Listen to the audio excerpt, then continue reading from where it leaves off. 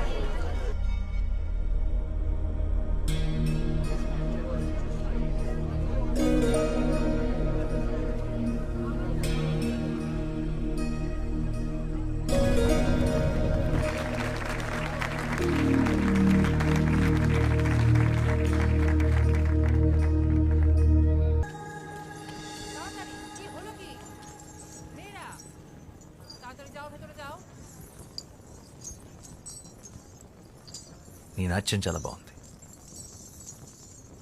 నీతో కొంచెం మాట్లాడాలి. నాతో కాసేపు అలా బయటకు వస్తా? నీ పేరేంటి?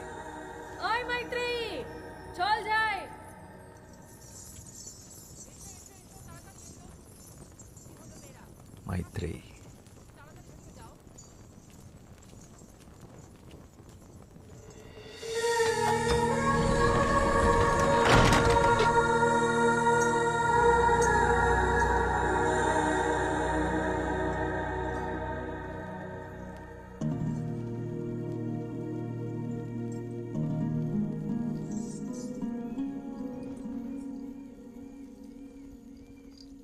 ఏంటి ఇంకా పడుకోలేదా?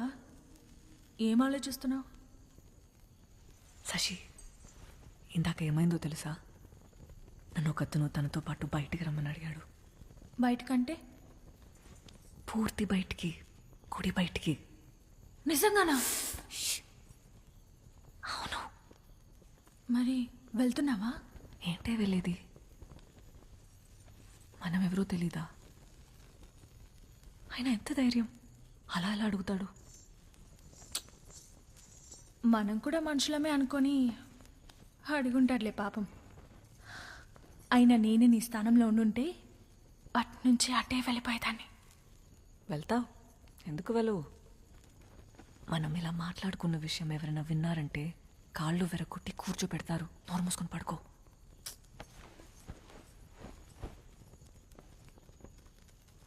ఆయన అలా అలా వెళ్తాం, ఎవరు ఏంటో తెలియకుండా.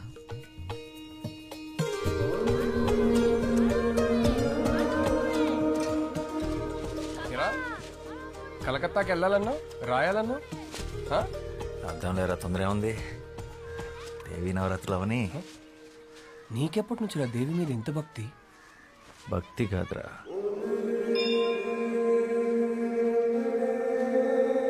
ప్రేమ. అలా వినోదిని అనే దేవదాసి తన 100 ఏళ్ల జీవితాన్ని గుడిలో సౌభాగ్యంగా గడిపి చివరికి స్వర్గాన్ని చేరుకుంది. అయితే మీ వినోదిని తన జీవితంలో గుడి దాటి బయటికి ఎప్పుడు వెళ్ళలేదా? లేదు. ఎందుకు?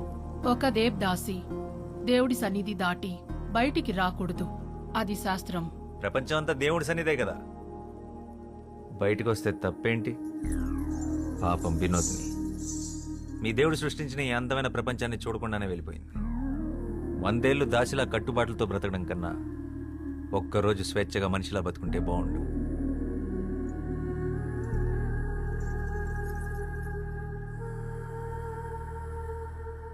అందరూ వరుసన వచ్చి ప్రసాదాలు తీసుకోండి.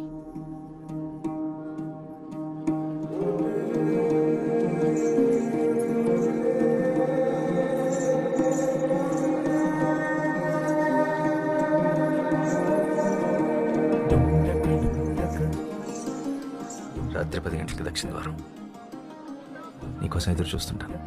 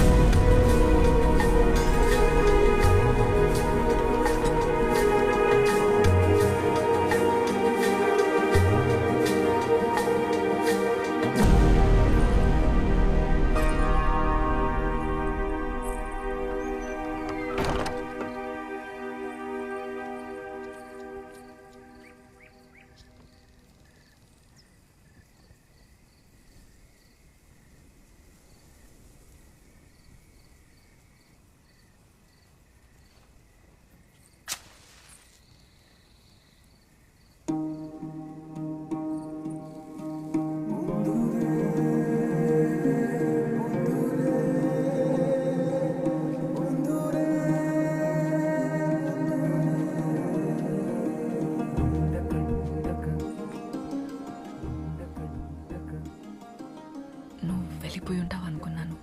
నువ్వు వస్తావని నాకు తెలుసు. నేనేం బయటికి రావాలని రాలేదు. నువ్వు నిజంగా వచ్చావో లేదో చూద్దామని వచ్చాను. సరే.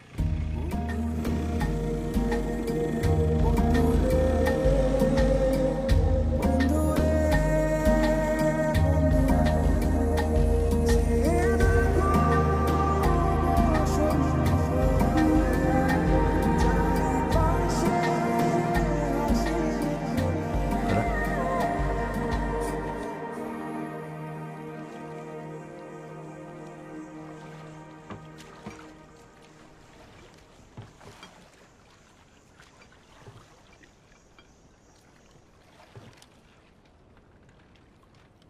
మైత్రేయి గుడి పెట్టిన పేరు కాదు, అమ్మా నాన్నలు పెట్టిన పేరేంటి? వాళ్ళు ఎప్పుడైనా కలిస్తే అడిగి చెప్తానులే.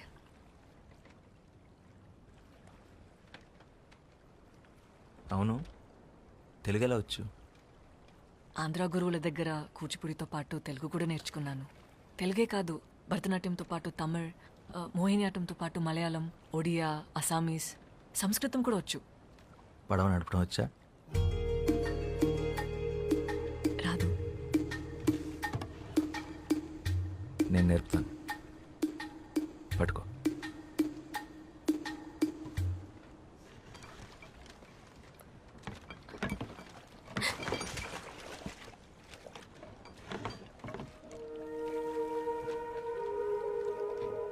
ఈ సృష్టిలో ప్రతి పని రెండు విధాలుగా చేయొచ్చు.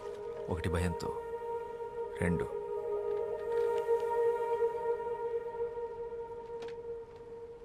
ప్రేమతో.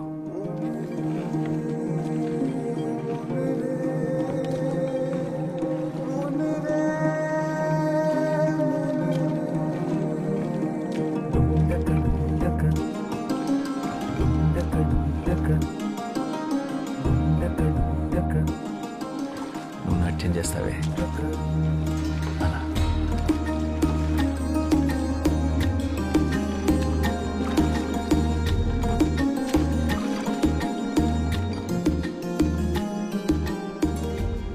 ఏం చేస్తుంటావు నువ్వు? ఐఎమ్ ఎ రైటర్, రచయితను. ఏం రాస్తావు? ప్రపంచానికి చెప్పాల్సింది. మరి ఆ ప్రపంచానికి నా గురించి చెప్పాల్సి వస్తే?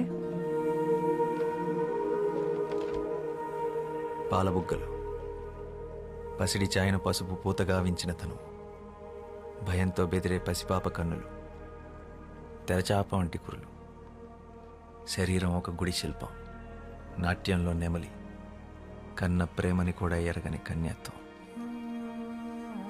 బండరాయితో బంధుత్వం, దేవుడనే దురాచారం దేహాన్ని ముళ్ళు చేసిన, మనసంతా దైవత్వాన్ని నింపుకున్న,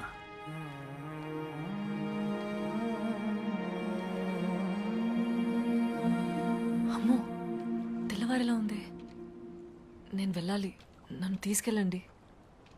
మీతో మాట్లాడుతుంటే అసలు సమయం తెలియడం లేదు.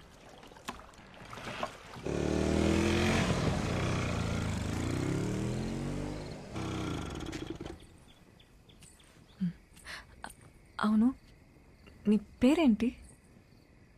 శ్యామ్, శ్యామ్ సింగరాయ్.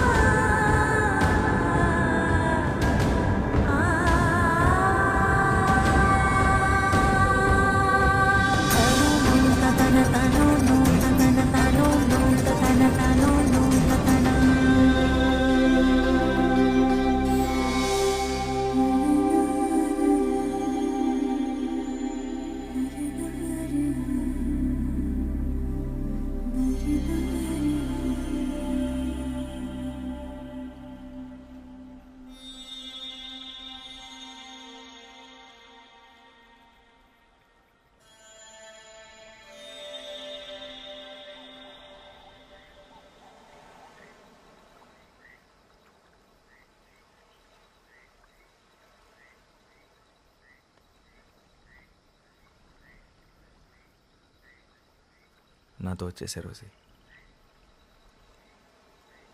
రోజు వస్తూనే ఉన్నాగా. ఇలా కాదు, ఈ బతుకు నుంచి బయటికి, నా జీవితంలోకి నాతో పాటు కలకత్తా వచ్చేసి మనం పెళ్లి చేసుకొని ఒక కొత్త జీవితాన్ని ప్రారంభిద్దాం. శ్యామ్, నేను ఒక దేవదాసిని, ఆ విషయం మర్చిపోకు. ఏ ఆడది ఎవడికి దాసి కాదు. దాస్యాన్ని కోరుకునేవాడు దేవుడే కాదు, దేవుడి ముసుగులో జరుగుతున్న బానిసత్వం ఇది. అదంతా వదిలే. అసలు నువ్వు సంతోషంగా ఉన్నావా? ఇలా బతకడం నీకు ఇష్టమేనా? ఈ నవరాత్రులు తప్పితే నా జీవితంలో చెప్పుకోవడానికి వేరే పండుగ అంటూ లేదు. ఎవరు కోరుకుంటారు ఇలా బ్రతకాలని? ఆగమాలను అనుసరించి కర్మాన్ని సరిపట్టుకోవడం తప్ప. ఆత్మాభిమానం కన్నా ఏ ఆగమం గొప్పది కాదు. తప్పని తెలిసాక దేవుణ్ణైనా ఎదిరించడంలో తప్పే లేదు. పిరికి వాళ్ళే కర్మ సిద్ధాంతం మాట్లాడతారు. ఆయన నీ విలువ నీకు తెలియపోతే ఎలా? రెడిక్యులస్. నా విలువ ఎంతంటే ఏం చెప్పమంటావు? ఒక్క బస్త బియ్యం కోసం కన్న తల్లిదండ్రులే గుడిగాటికి కట్టేసిన ప్రాణం నాది. ఆ గుడిలో ఒక శిల్పం వెల కూడా నేను చేయను. కన్నవాళ్ళు కొన్నవాళ్ళు నిర్ణయించేది కాదు నీ విలువ. నువ్వెంత అనుకుంటే ఎంత, నిన్ను నువ్వు నమ్మినంత. నేను బయటకు వచ్చి బ్రతకగలనా? గుడి దాటి బయటకు వస్తే ఈ సమాజం నన్ను ఒప్పుకుంటుందా? చెప్పు. ఎంఎస్ సుబ్బలక్ష్మి పేరు విన్నావా? ఒకప్పుడు దేవదాసి, ఇప్పుడు పద్మభూషణ్ అవార్డు గ్రహీత.